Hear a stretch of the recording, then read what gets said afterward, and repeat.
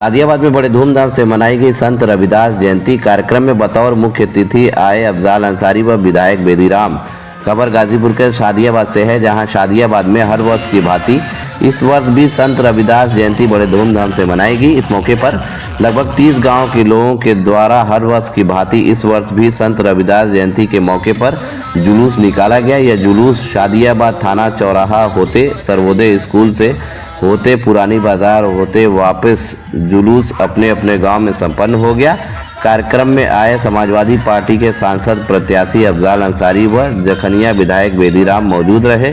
कार्यक्रम के अध्यक्ष छविनाथ भास्कर व व्यवस्थापक रामावतार सनैया ने क्या कुछ कहा, आइए उन्हीं की जुबानी सुने।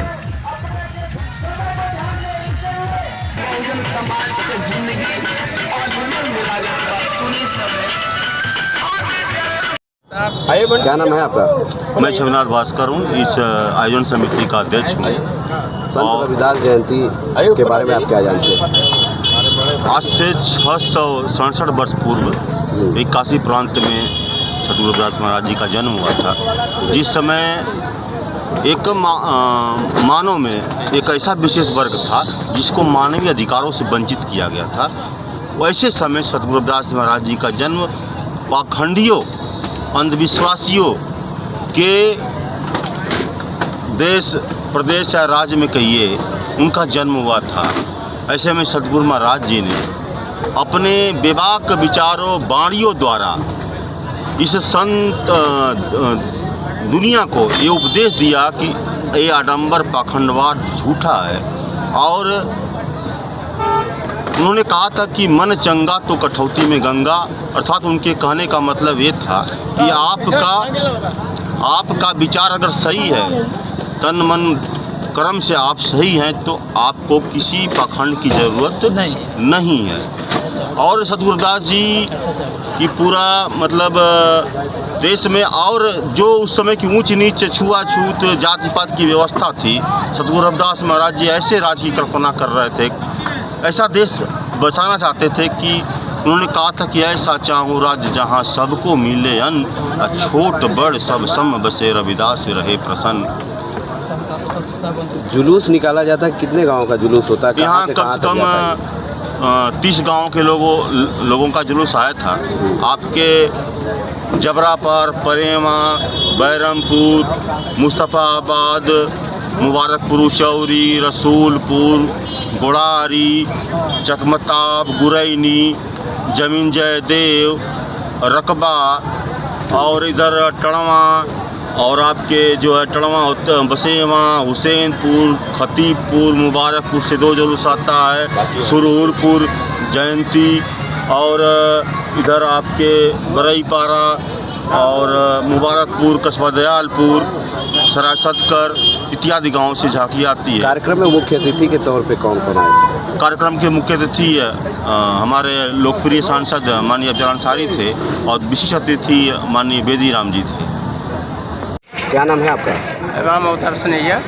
शादियाबाद में संत रविदास जयंती बड़े धूमधाम से मनाया गया, आपके द्वारा एक कार्यक्रम भी किया गया, क्या कहेंगे? इसके लिए हम आए हुए लोगों का धन्यवाद देते हुए यह कहना चाहेंगे कि आज से करीब 35-36 साल पहले से लगातार जो है इस कार्यक्रम को सफल करते हुए आज इस स्थिति में आई है, जिससे संत गुरु रविदास जी के जो विचारधारा है उनको जन जन तक पहुंचाने के लिए और इसको त्यौहार का दर्जा देने के लिए हम लोग प्रयासरत हैं। आज उसी कड़ी में आज ऐसा इस बढ़िया ढंग से कार्यक्रम सफल हुआ है।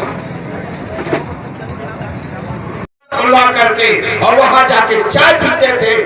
मैं उनके चरणों में नतमस्तक होता हूं, उनको भी बहुत सतत नमन करता हूं। शिक्षा की देवी है, शिक्षा की देवी है तो सिर्फ एक है, माता सावित्रीबाई फुले, जिन्होंने सबसे पहले शिक्षा का अलग जगाया था। शिक्षा के अग्रदूत है, शिक्षा के अग्रदूत है तो ज्योतिबा फूले जी, उनके चरणों में मैं सतत नमन करता हूं। और उन्होंने देश के विकास में जो आज विकास हो रहा है, सन 1935 में उन्होंने क्योंकि उनके बारे में नहीं बोलना है इधर। तो 1935 में ये देश बाबा साहब भीमराव अम्बेडकर की जो पंच को देन है 1935 में, उन्होंने प्रॉब्लम ऑफ रूपीज लिखा। जो नोट डालने बंद हो रहा है, चालू हो रहा है, ये बाबा साहब की देन है, उन्होंने संविधान में लिखा है। इसके ऊपर उन्होंने सन 1923 में 33 किया था, पीएचडी किया था इकोनॉमिक्स में। और प्रॉब्लम ऑफ रूपीज ये तो लिखे ही थे। फाइनेंस कमीशन ऑफ इंडिया का finance commission of India between Britain, इसके ही नहीं विश्व में इनकी जो थीसिस की गई है, इसको लिया जाता है ये अर्थव्यवस्था चलाने के लिए। और ये भी मैं बता देना, जैसे संत शिरोमणि पूरे दुनिया में संत शिरोमणि केवल लगाता है तो रविदास जी, गुरु रविदास जी के नाम के आगे, उसी तरह पूरी दुनिया में सिंबल ऑफ नॉलेज है तो सिर्फ एक है, बाबा साहब डॉक्टर भीमराव अम्बेडकर। उनके जैसा विद्वान आज तक न हुआ है, न है, आने वाले समय में 50 सालों तक नहीं होगा। इसका प्रमाण है कोलंबिया यूनिवर्सिटी 250 साल पूरे हो गए थे। आप जानते हैं 2004 में बराक ओबामा ने उसका जो है समीक्षा कराया। 250 सालों में आज तक का सबसे होनहार विद्यार्थी कौन आया? तो बाबा साहब भीमराव अम्बेडकर। नंबर 1 पर बाबा साहब भीमराव अम्बेडकर का नाम आया। उन्होंने कोलंबिया, जो कि विश्व की पूरे संसार की, पूरी दुनिया की मानी यूनिवर्सिटी है, वहां बाबा साहब का मेन गेट पर कांच की मूर्ति लगी है, उस पर लिखा है सिंबल ऑफ नॉलेज, बाबा साहब डॉक्टर भीमराव अम्बेडकर। और बाबा साहब ने ये जो आज हम सांसद हैं, हम विधायक हैं, कोई प्रधान है, कोई राष्ट्रपति है, नीचे से लेकर ऊपर तक किसी जनता की देन नहीं है, किसी नेता की देन नहीं है। देन है तो सिर्फ बाबा साहब भीमराव अम्बेडकर। वो भी मैं बताता हूं कैसे। साउथ ब्यूरो कमेटी में निर्णय हुआ कि जो 8 पास हो, मैं 1935 की बात बता रहा हूं, जो 8 पास हो उसको वोट देने का अधिकार रहेगा, जो टैक्स देता हो उसको वोट देने का अधिकार होगा, और जिसके पास 3 एकड़ जमीन है इससे ज्यादा, वो वोट का अधिकारी है। और इस देश में सब है, सबको वोट देने का अधिकार है। उन्होंने कहा कैसे? कहे बच्चा पैदा होता है, उसकी उम्र बढ़ती चली जाती है, जब उसकी उम्र 21 साल हो जाए, 21 साल हो जाए तो उसको वोट देने का अधिकार होना चाहिए, उसको वोट देने का अधिकार होना चाहिए। और उसी को मान करके 21 साल वोट देने का अधिकार, 21 साल 21 ईयर। अब कितने लोग सोच रहे होंगे कि 21 ईयर 21 साल ही था कि सबसे बड़े महान धर्म माने गए। गुरुकुल में उन्हें और राजघराने के लोगों को, उनके भाइयों को और दूसरे उनके जो कौरव सेना वाले लोग थे, उन सबको, कौरव परिवार के लोग सबको शिक्षा मिल सको तो वो शिक्षा हासिल कर ले।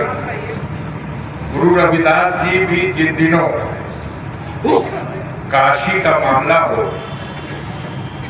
और ये महान संत तो सर घूम जाएगा कि कैसे संभव था, जिसे न ज्ञान प्राप्त करने का अधिकार था, न शिक्षा ग्रहण करने, और गुरु ऐसा नहीं बना जो संत शिरोमणि का गुरु किया, सारे गुरुओं को पराजित किया, पटका पटकी नहीं किया, साबित कर दिया कि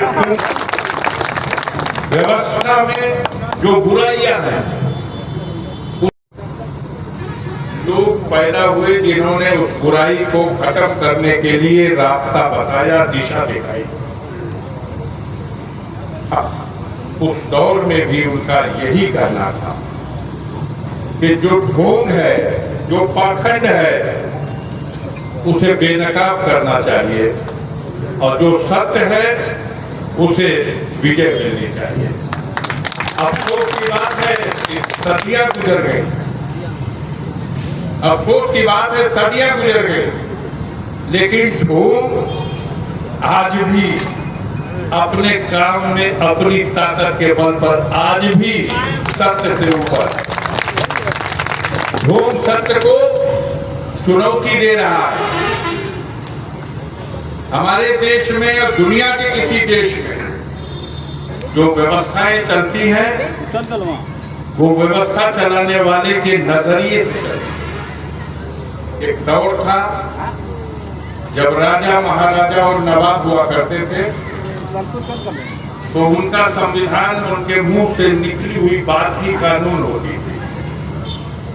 एक दौर आज है जब देश के पास एक संविधान है और उस संविधान में जो रास्ते दिखाए गए, बताए गए, अधिकार दिए गए, उस रास्ते से देश चलाया जाए और चलने की व्यवस्था, ये सब संविधान है। ब्रिटिश काल में जब महारानी विक्टोरिया के संविधान से चली, तब भी देश की ये व्यवस्था दुर्व्यवस्था नहीं थी। जो आजाद भारत में 75 साल बीत गया, 75 साल की आजादी के बाद आज भी देश का गरीब सही मानों में आजाद नहीं हुआ। समता की बात करना मंचों से अलग बात है, समानता की बात करना मंचों से अलग बात है।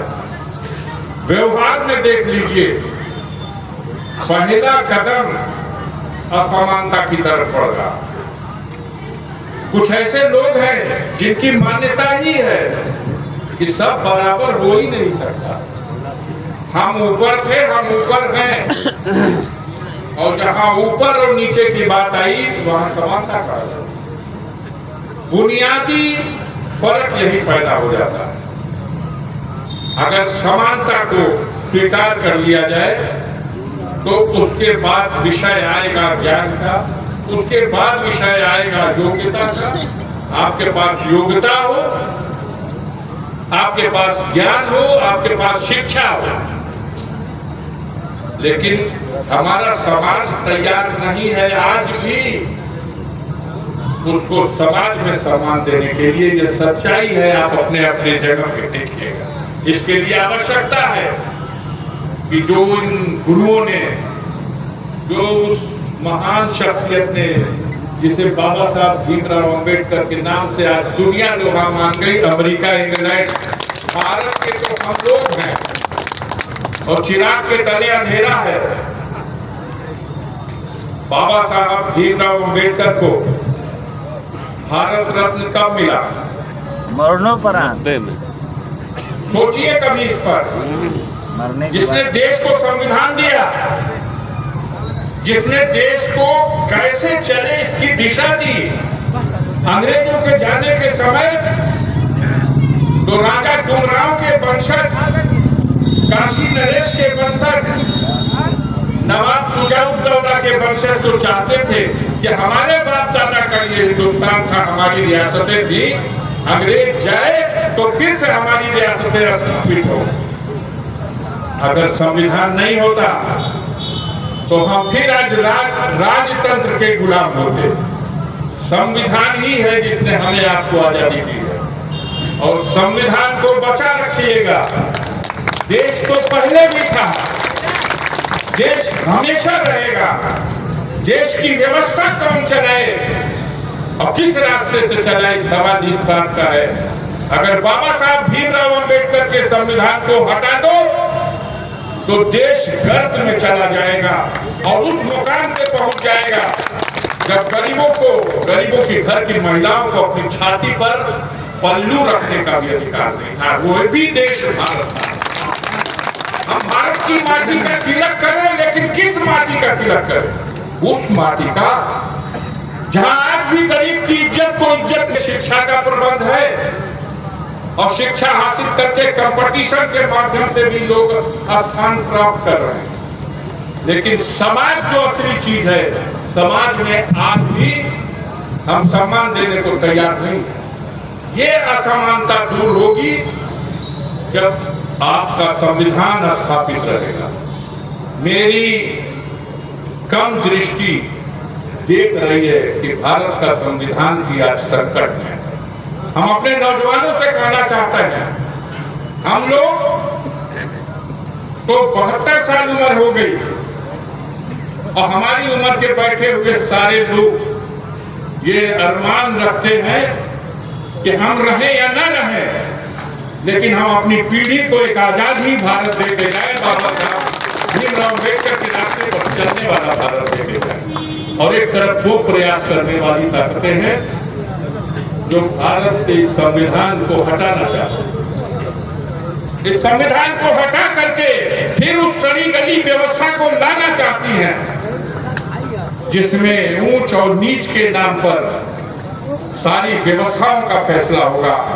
आने वाले समय में जागरूक रहिए। इस उत्सव के अवसर पर याद करिए गुरु रविदास के आदर्श पर चलने वाले उस महापुरुष को जिसे बाबा साहब भीमराव अम्बेडकर, जिन्होंने देश के संविधान को दिया। आज वो नहीं है, लेकिन उनका संविधान बच जाएगा तभी देश बचेगा, नहीं तो ऐसा देश बचेगा जिसको आप तिलक लगा नहीं सकते। आज वो सब कुछ समाज में नफरत पैदा करने की कोशिश, समाज को बांटने की कोशिश। पूरा देश दुखी है, कमजोर है। उन व्यवस्थाओं पर मैं नहीं जाना चाहता, लेकिन हम ये कहना चाहते हैं जो लोग 60-70 साल की उम्र के ऊपर के हो गए, अब आपके दुनिया से जाने का रुखसत का वक्त आ रहा। अपनी नस्लों के लिए